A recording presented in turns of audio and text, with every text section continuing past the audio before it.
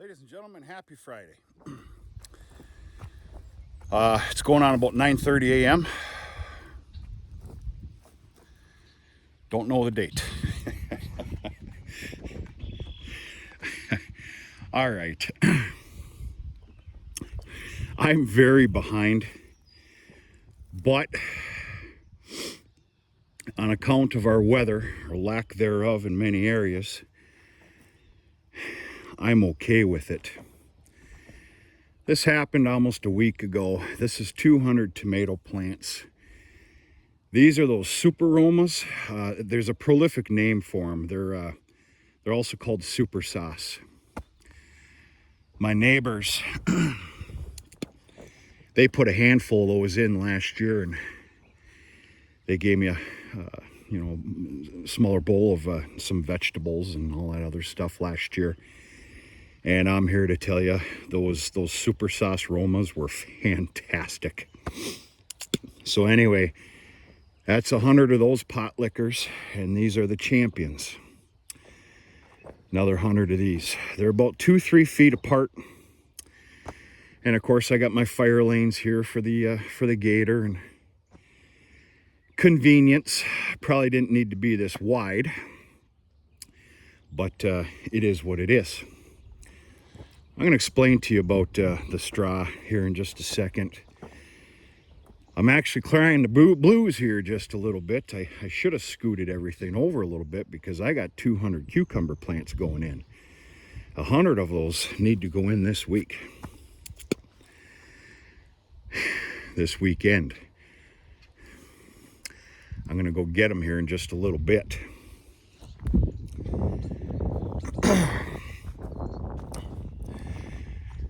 So this straw is for some obvious reasons. Number one, weed control.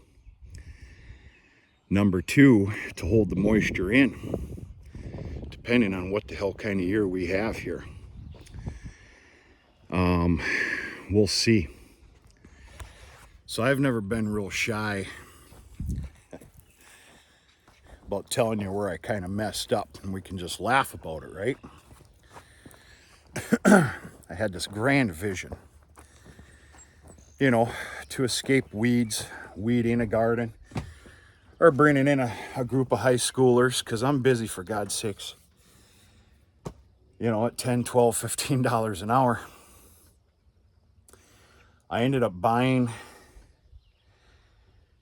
600 feet, 6 foot. It was 2 rolls, 6 foot by 300 weed barrier. Well, I have them. They got here on time and everything else. As it turns out, I was playing a fool. You can't manage that stuff. You can't do it. Number one, a little bit of wind picks up. I don't care how many blocks you got on there, or dirt up the sides. It was all over the place. Number two, actually planting something. Long story short, folks, it was a disaster. And in one failed swoop, I said, to hell with that. We're just going to go normal style and try a couple little tricks. Putting a bed of straw down, or of course yard clippings as well. I hate like hell that I'm using this really nice straw, but whatever. This is only 2 bales. This is going to have to work. And I believe it will. Now I'm not gonna flood the whole damn garden with straw, for God's sakes. I will experience some weeds coming over here. That's what the rototiller is going to be for. Keep those weeds down without getting without getting too close to the plants or in between the plants, which of course, that can cause damage in, drying everything out. So we're going to see how this goes. Go from there. Kitty, what are you doing? You here to help? Huh? Hey, what are you doing? Not there. Get out of the garden. What's wrong with you, man? Huh? Come here. You're fine. Little turd. He's a good kitty. That's that, folks. Just giving you a look at the garden here. This garden got pretty well flooded with yard manure. And then I did something a little bit different this year. And if I continue this process, this will be the telltale year if I continue like this. A neighbor of mine, retired farmer, who still works 7 days a week, he's got a garden fit for a king and queen. It's all his own personal stuff, does a bunch of canning, gives a lot of it away and all that stuff. Well, he's got some pretty fancy garden equipment. He's got a, I don't know how many horsepower it is, a Kubota. And then he has a, I want to call it a 5-foot PTO-driven tiller, obviously. And he came in here, and what a fantastic job. It just incorporated everything. It was fantastic, not to mention loosened up the soil, which of course is what you want when you go to put some plants in the ground. If I continue this process, you know, I can't count on other people. I can count on some very good people around here, but I can't personally operate like that. I'm gonna have to start looking for an oldie but goldie behind PTO tiller. We'll see. This will be the telltale year. Basically, for the lack of better words, is this worth it? So I've got a lot of other things to keep busy with. Is this worth it? We'll find out. I am pretty excited for this year's vegetable sales. Of course, sweet corn, which is lagging immensely because of our weather. And then, of course, a very fair offering of vegetables. So I'm doing a couple different things here this year. I'm going to try some different things out. I'm going to have my normal, regular Saturday from noon to 4 sweet corn sale in downtown beautiful Bark River. And then to include that, I'll take some larger private orders during the week. You know, somebody that wants, 100, 200, even 300 cobs for either a giant corn roast, a big party, an organization, or they just, fill in the shelves of canning. The other thing I'm going to take on this year is there's a nice little town about 7 miles west of me. It's the town of Powers. They have a beautiful, what's called Veterans Park. And they just started, I'm going to call it a farmer's market. It's really, they're not calling it that. It's an anything goes. Arts, crafts, vegetables, of course, and anything that can sell, go from there.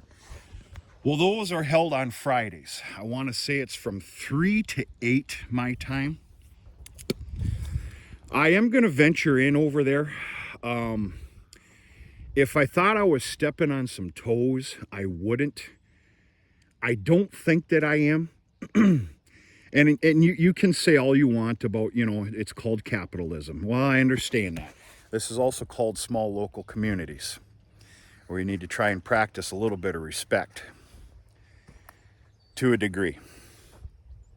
Most of the people I speak of would run all over me, but we're not going to talk about that.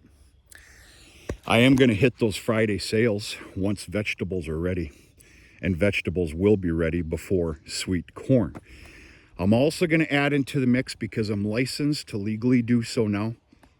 I will be having an offering of fresh Angus hamburger.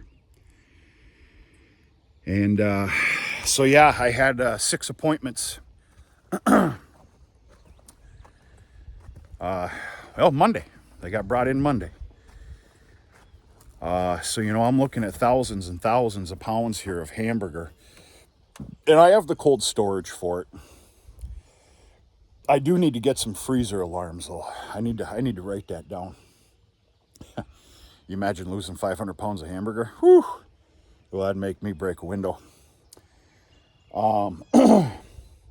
Not only, fresh hamburger in 1 pound packs. That's what sells. I've done the 50/50s before where it's 1 pounders and 2 pounders. I'm always left with a passel load of 2 pounders.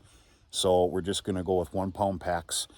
The other thing I'm doing here, and it's costing me a small fortune, but I'm going to try it. I'm willing to try anything, is my slaughterhouse packer, whatever you want to call them. They do a fantastic job. By the way, they're USDA certified and sanctioned and all that other shit, which I have to do with my license. They make some fantastic, let's just call them beef snack sticks. So I'm up in the ante just a little bit here. And I've got 400 packs of those coming. I'm not looking forward to writing out this check. I have 200 packs of jalapeno cheese and 200 packs of Mandarin teriyaki. Just those words sound good. We're gonna see what the local customers like. I'm willing to try it. I don't really know what kind of a price tag I'm putting on those packages yet. I need to put a fine line and pencil to what I spent and expenses and all that stuff. And let's say hello, kitty. Huh? You being a good boy today? What were you doing all night last night? You out carousing. Out carousing. So we're going to see, folks. Folks, I'm also wasting a little bit of time here because I have to, unfortunately. Today is a huge, major baling day for me. Record breaker alfalfa crop. It's going to be a record number of bales that need to be wrapped. Here's the deal. I looked at it last night. Well, I need that top layer to crisp up just a little bit. Crisp is the wrong word to use. I need that top layer to at least be dry so it can incorporate with the greener than goat turd stuff down below to properly bale and make a proper bale. I have a feeling that today is not going to go. Now I'm going to go like hell. I'm going to start at 11 o'clock. And we're going to see. I believe the thickness of the product that is extremely stemmy, I think that's actually going to help. And we're going to find out. I'm going to do my damnedest to make about 10-15 bales, and I will decide from there. If it's too hard on the baler and making too big of a mess, I'm going to stop. I'm going to set the wrapper up, get those 10 or 15 bales wrapped up, leave it there, and go after this regiment tomorrow. We received no sun whatsoever yesterday. Today we got a beautiful day. In fact, we've got 7 or 8 days in a row coming here where it's pure sun, 80 degrees plus. That's it. Enough talking here for this morning. Happy Friday to everybody. Hope you got some nice plans going on. I know I personally, with this nice weather and the fact that we have some dust control now, you couldn't even leave the yard with a side-by-side. It wasn't worth it. Unless you had doors, fully enclosed.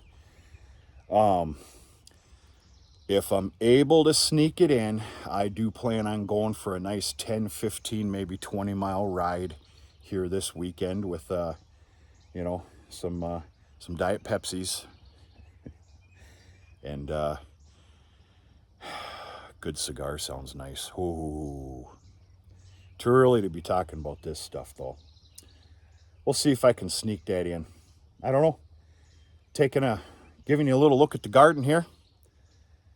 It's not going to win any awards anytime soon, but by God, it works.